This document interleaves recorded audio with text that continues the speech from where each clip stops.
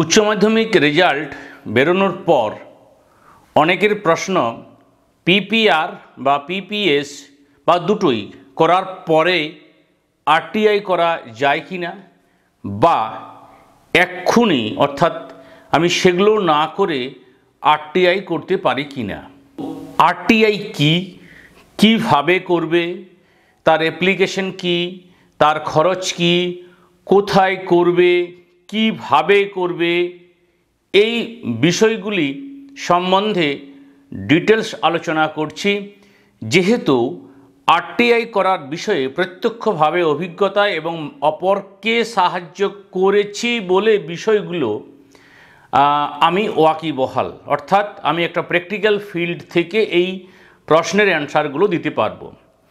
প্রথমেই পিপিআর বা পিপিএস, এটা দুটো, এটা করে আরটিআই করবে না এখনই করবে। প্রথমত বলি, পিপিআর পিপিএস করার পরে আরটিআই করবে। সাধারণত রেজাল্ট বেরোনোর ৭৫ দিন পর পর্যন্ত আরটিআই করার সুযোগ থাকে। তাহলে তুমি পিপিএস বা পিপিআর করার পর আরটিআই করছো। যারা ভাবছো যে পিপিআর বা পিপিএস করলে নাম্বার যদি কমে যায় তাহলে কিন্তু অসুবিধা হতে পারে অনেকের ক্ষেত্রে, তো সেই ক্ষেত্রে সরাসরি আরটিআই করতে পারো। আবার পিপিএসে রেজাল্ট বেরোনোর পর পিপিএস পিপিআর তৎকালে তো 15 দিনের মধ্যে রেজাল্ট বেরোবে, আর ওটাতেই 1 মাসের মধ্যে রেজাল্ট বেরোবে। তারপরে হাতে সময় থাকবে, নর্মালে করলে হাতে সময় থাকবে, তারপর তুমি আরটিআই করতে পারবে। আরটিআই বিষয়টা হচ্ছে যে তুমি যে পরীক্ষার খাতাটিতে পরীক্ষা দিয়েছো তাতে তার মূল খাতা, তাতে তোমার লুজ সিট যে সংখ্যাগুলো রয়েছে সেটা তুমি ফেরত পাবে কি হিসাবে? সার্টিফাইড কপি হিসাবে, অর্থাৎ জেরক্স কপি হিসাবে। এর জন্য কি করতে হবে? তাহলে নির্দিষ্ট সময়ের মধ্যে রেজাল্ট বেরোনোর ৭৫ দিন, রেজাল্ট কবে বেরিয়েছে মানে মার্কশিট কবে হাতে পেয়েছো? গতকাল থেকে ৭৫ দিন এর মধ্যে তোমাকে অ্যাপ্লিকেশনটা করতে হবে। কোথায় অ্যাপ্লিকেশন করতে হবে না, তোমার রিজনাল অফিসে। তোমার রিজনাল অফিসটা জানবে কি করে? আমি এটা মোটামুটি ধারণা দিচ্ছি যে কে কোথায় অ্যাপ্লিকেশন করবে। কলকাতা সংলগ্ন জেলাগুলি, সেখানে কলকাতা আছে, 2 24 পরগনা আছে, হাওড়া আছে। তো এরা কলকাতার যে অফিস সেখানে করছো না, ওটা করুণাময়ীতে, বিকাশ ভবন, নর্থ ব্লক, 2nd ফ্লোর এখানে। তো যারা নর্থ বেঙ্গলে, উত্তরবঙ্গ থেকে অর্থাৎ মুর্শিদাবাদের উপর থেকে যারা আছো তারা করবে নর্থ বেঙ্গলে। আর যদি মানে এই প্রশ্নগুলো জাগে যে আমি কোন জোনে আছি আমি বলার পরও, তাহলে তুমি তোমার হেডমাস্টার মশাইকে জিজ্ঞাসা করে নেবে যে স্যার আমাদের রিজনাল অফিস কোনটা। ঠিক আছে? বর্ধমান, আমি যেমন বাঁকুড়া থেকে কথা বলছি, আমার জোন হচ্ছে বর্ধমান, অর্থাৎ বাঁকুড়া। নেক্সট হচ্ছে যেমন ধরো বর্ধমান, পূর্ব এবং পশ্চিম দুটো বর্ধমানেই, বীরভূম, তারপর মেদিনীপুর, পূর্ব মেদিনীপুর, পশ্চিম মেদিনীপুর, ঝাড়গ্রাম, এরা হচ্ছে মেদিনীপুরের মধ্যে পড়ে।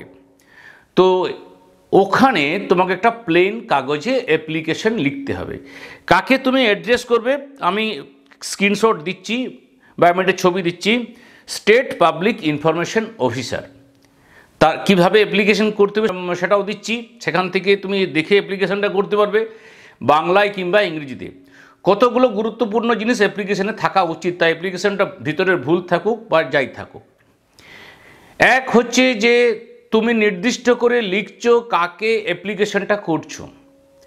2, আরটিআই 2005 এই অনুসারে, অ্যাক্ট অনুসারে বা ধারা অনুসারে তুমি তোমার সার্টিফাইড কপি পেতে চাইছো কোন বিষয়ের বা কোন কোন বিষয়ের। একটি বিষয় হলো একটি অ্যাপ্লিকেশন, 5টি 6টি বিষয় হলেও একটাই অ্যাপ্লিকেশন। এবং অ্যাপ্লিকেশনে 10 টাকার কোর্ট ফি লাগবে। কোর্ট ফিটা কোথায় পাবে না কোর্ট চত্বরে। কোর্ট ফি অথবা 10 টাকার স্ট্যাম্প পেপারের উপর তোমাকে অ্যাপ্লিকেশনটা লিখতে হবে।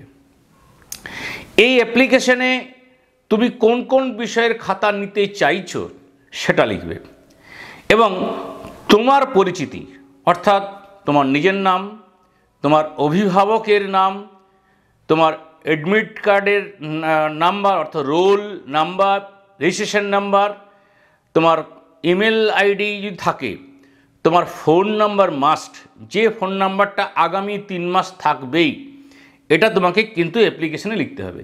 অ্যাপ্লিকেশন করবে দুটো, একটা অ্যাপ্লিকেশন মানে দুটো বলতে ওই যে অ্যাপ্লিকেশনটা করছো 10 টাকার কোর্ট ফি দিয়ে ওটাকে জেরক্স করে নেবে, সেটা একটা রিসিভ করাবে, জেরক্স কপিটা রিসিভ করাবে যে তুমি জমা দিলে বলে। এখন প্রশ্ন হচ্ছে যে আমি কি গিয়ে করব বা কে করবে? তুমি নিজে রিজিওনাল অফিসে যেতে পারো, তুমি কাউকে দিয়ে করাতে পারো, তুমি বাই পোস্টে করতে পারো, রেজিস্টার্ড উইথ এডি এটা। তবে তুমি খোঁজ নেবে যে তোমার অ্যাপ্লিকেশনটা পৌঁছেছে কিনা, ওখানকার ফোন নাম্বার আছে তো। কারণ হচ্ছে যদি না পৌঁছায় বা তাহলে তুমি জানতে পারবে না যে আমার অ্যাপ্লিকেশনটা কার্যকরী হয়েছে কি না। সবথেকে ভালো হচ্ছে নিজে যাওয়া।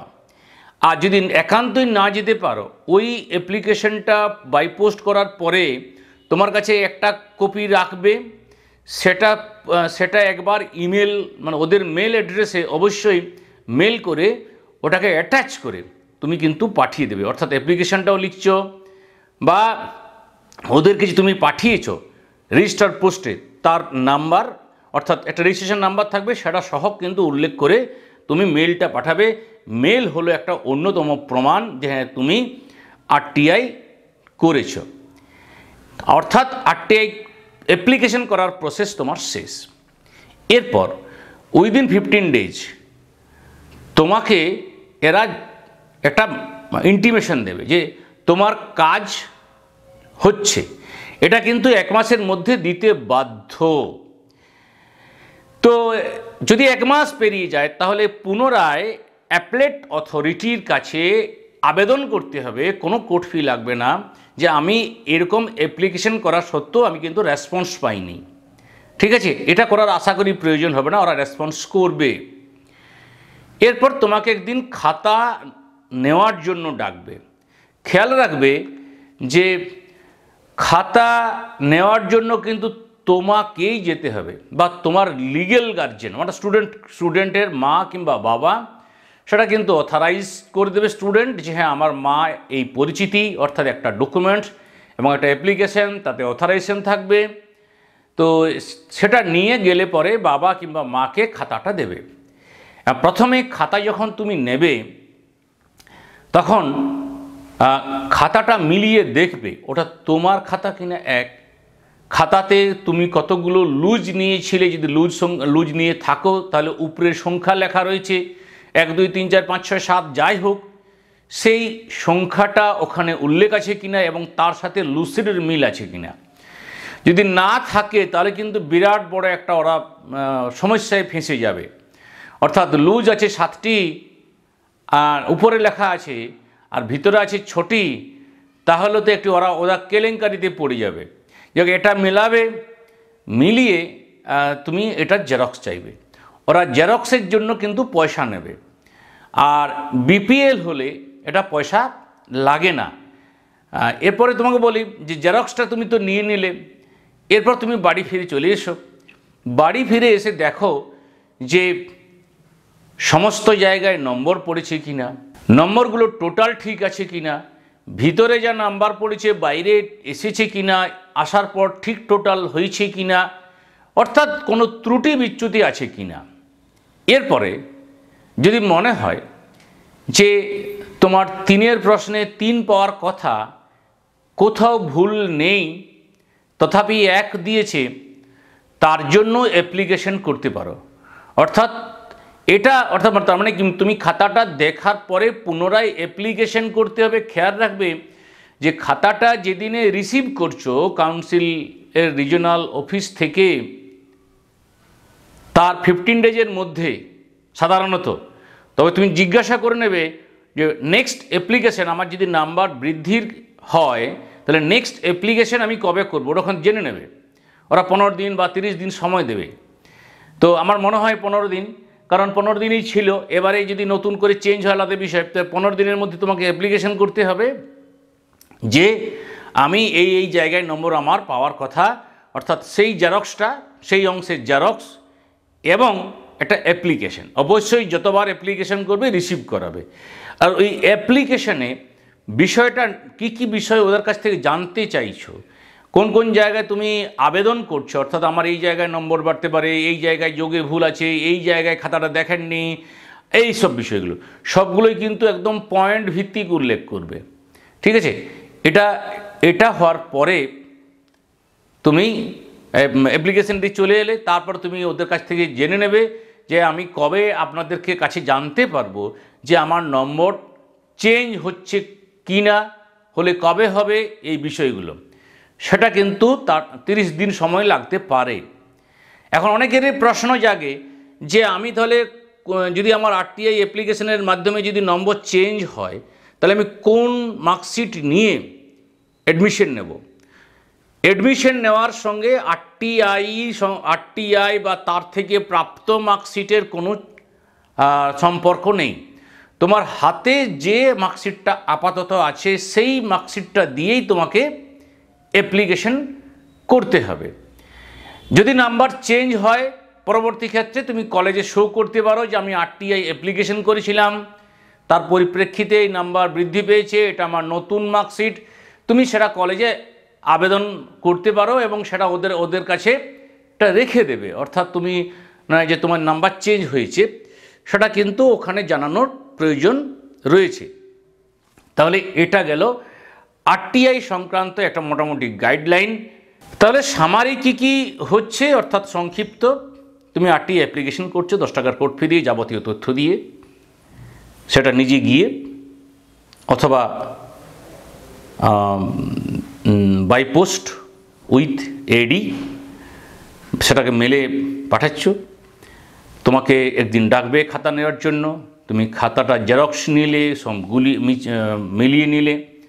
যদি ফার্দার আবেদন করার থাকে আরেকবার অফিসে যেতে হবে। এই হচ্ছে মোটামুটি প্রসিডিওর। তো আশা করি বিষয়টা তোমাকে বোঝাতে পেরেছি। সকলকে ধন্যবাদ।